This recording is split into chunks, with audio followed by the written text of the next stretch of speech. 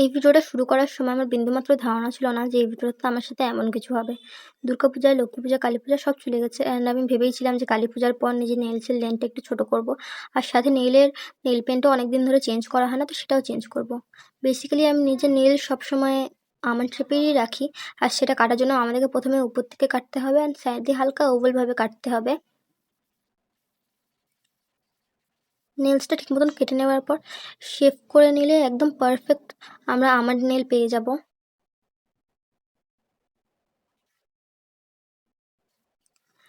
ঠিক এই জায়গাটায় আমার সাথে হয় সেই ঘটনাটা। আমার সবথেকে ফেভারিট নেল পেন্ট এভাবে পড়ে ভেঙে যায়। অনেকক্ষণ শোক পালন করার পর নিজেকে বুঝাই যে ইগনোর দ্য নেগেটিভ অ্যান্ড আমার নেল পেন্ট করতে বসে পড়ি। এখন আমি যে নেল পেন্টটা করছি এটার নাম আমার এখন মনে পড়ছে না, বাট এখানে আমি 3 রকমের নেল পেন্ট একটু বেশি করে নিয়ে নিয়েছি অ্যান্ড তারপর এটাকে ভালো করে মিক্স করে দেবো।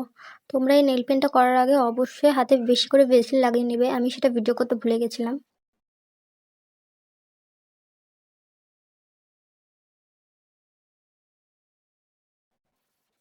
অ্যান্ড শুকানোর পর এটা ছিল আমার নেলসের ফাইনাল লুক। আমার তো ভালোই লেগেছে, তোমাদের কেমন লেগেছে একটু কমেন্ট করে জানিও।